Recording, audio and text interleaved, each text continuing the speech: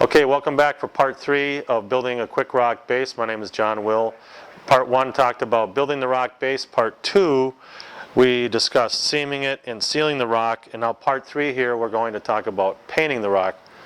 A couple things. Reference photos are very handy. If you have some photos out of a magazine or pictures you've taken out in the field, I suggest you use those. If you look at rock structure, there are multiple colors. I talk to guys who paint the rock, have used our product, the Quik rock, and they've used a minimum of 5 or 6 colors. Some use as many as a dozen colors to get the look that they want. And also depending around the world where the rock is coming from, what colors you'd use. A desert Southwest, maybe more reddish tones.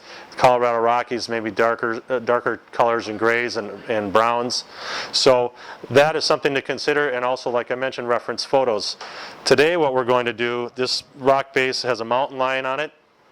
I'm going to take some watered down acrylic and use a sponge and just cover the whole base with that watered down black acrylic, and then I'll wipe off the surface with a sponge or a dry brush and let the darker colors get into the cracks. And what that does obviously is it'll make the cracks pop out a little bit more, and it'll really give some dimension to your rock base.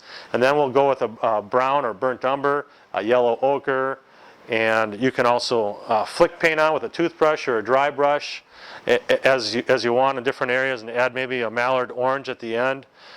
Something like that to maybe distinguish different colors. And keep in mind, you'll probably be using a little bit of moss, some other greens, some lichen or whatever, depending on the rock structure you have. So this is just to paint the rock, and then you'll be adding your greenery or whatever as you go along and have a lot of fun with it. Okay, we're back with a close-up of the front of this rock base, and I'm going to work with some watered down black acrylic, basically with a sponge. And a lot of you are used to painting rocks, so I'm just going to show you what I'm going to do for this particular base out in front. We can see that, okay? And I'm just going to take the black and put on the sponge. You can use a brush.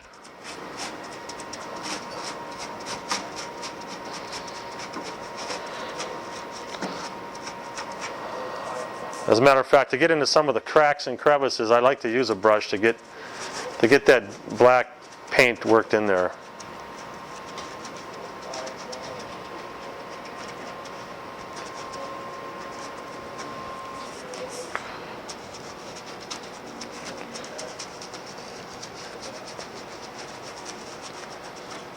And then as it gets worked in, we'll wipe it off on the outer surface.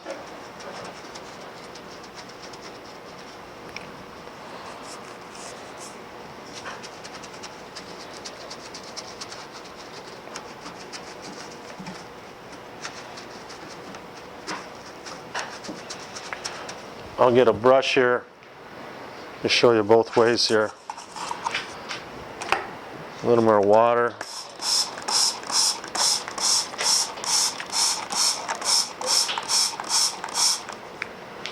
I'm just pouring some water in this cup here.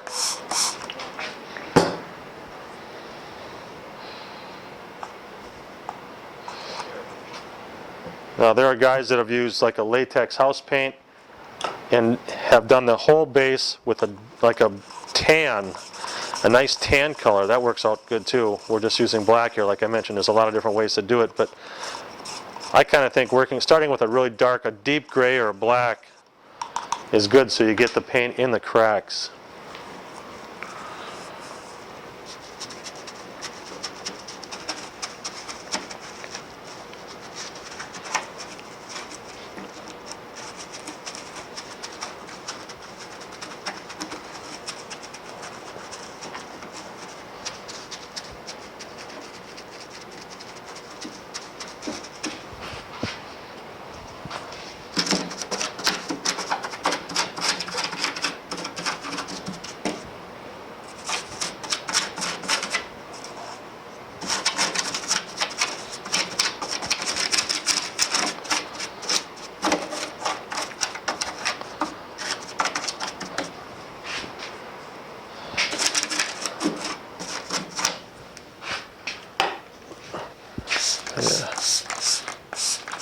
Spray it a little bit maybe if you want, and let the paint run in the cracks. You take a sponge and or a rag and start wiping off the surface a little.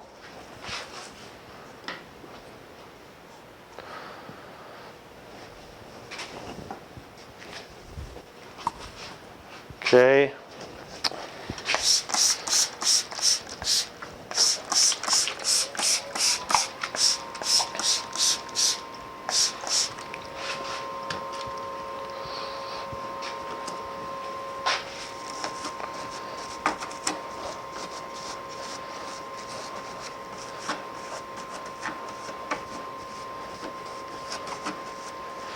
Again, good reference photos will give you some direction on the particular animal you use. It, you know, if you have a sheep or a goat or a mountain lion or a bear or whatever.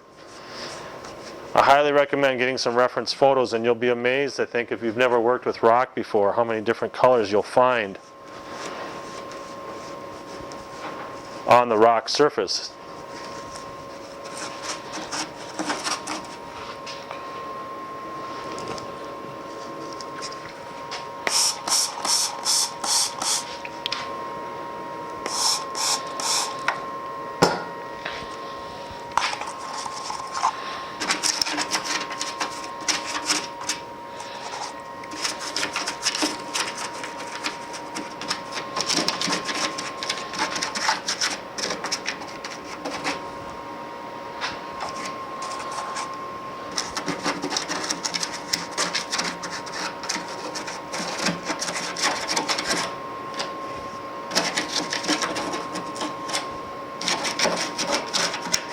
See, a sponge can't get in those deep cracks.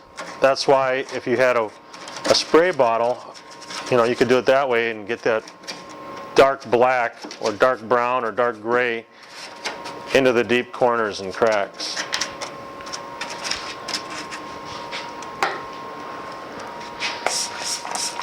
And maybe spray it and wipe it down with a rag.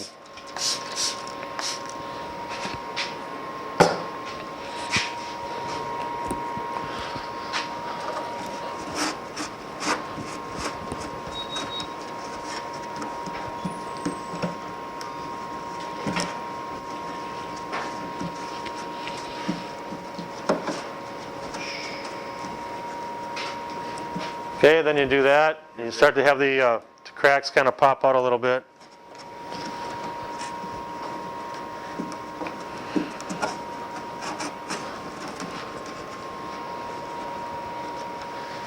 And the base color of the rock, you know, that's fine. That tan is coming through the watered down black, and the black is in the cracks, which really makes the rock start to look kind of nice. If everybody can see that so far.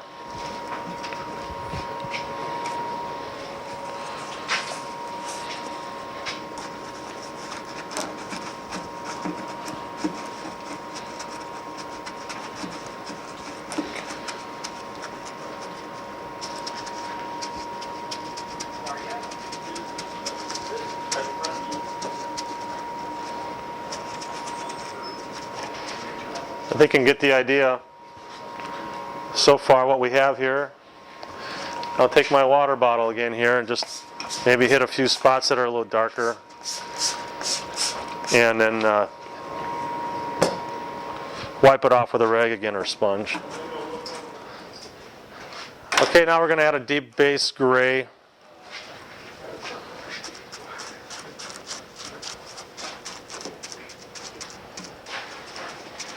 Now the seaming compound kind of shows through there a little bit, so we're going to hit that with the gray paint. And really, like I said, you're going to use several different colors anyway.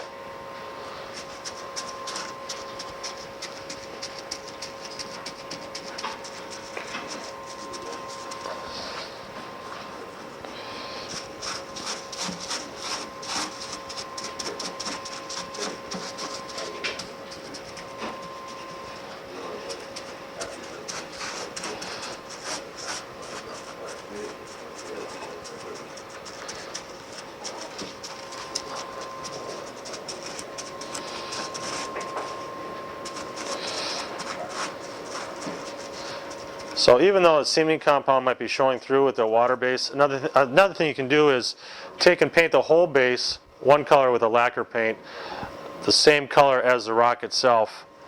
And that way, in one step, you'll have all the seaming compound, which is kind of a lighter white color. You'll have that completely covered over as a sealer. That's another technique you can use. So.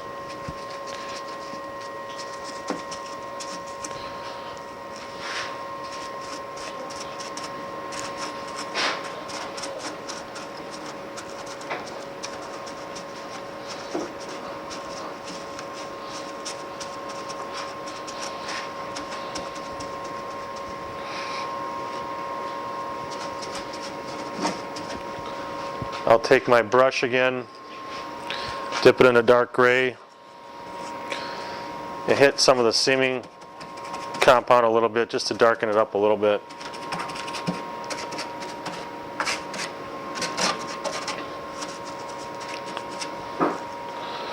Now some of you have asked with the base, when you put the animal on there, how do you anchor the bolts? You know, you can either put an access hole underneath the base. I've seen guys actually put like a little opening on the back side of the base where they can reach their hand in there and tighten on nuts on the animal. But putting an access panel underneath there works pretty good.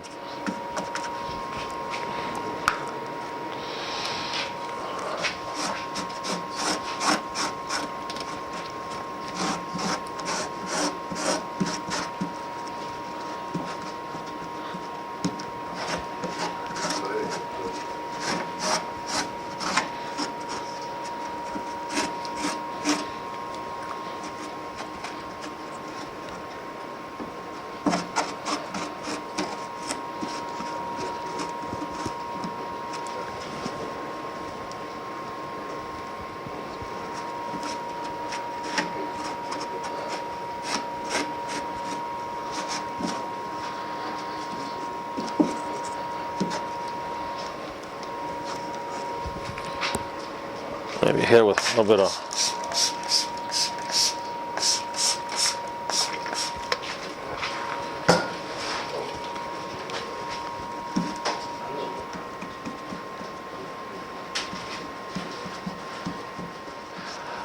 Alright, now we're going to add some burnt umber on here, and I just put on a rag, kind of watered down a little bit, and we're starting with the darker colors, of course. I'm just going to start hitting the rock, and it's going to start to really take some color. Now you don't have to paint the whole thing, just hit highlights in certain areas.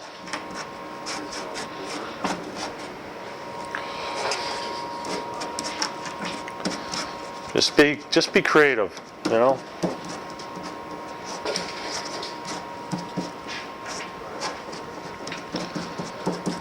And after a while you'll see the seaming compound colors will really kind of disappear.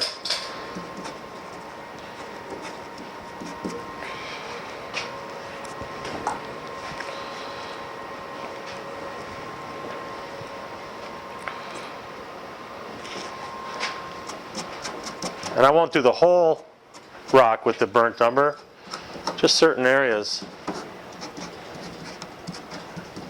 Again, like I mentioned, reference photos are nice. Maybe take your water bottle, you know, hit it a little bit.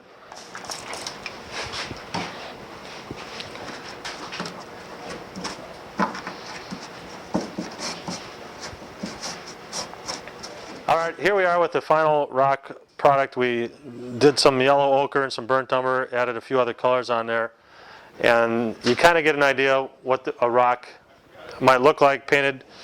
And obviously there are many different ways you can do it. This is just one, and this concludes part 3 of painting Quik rock.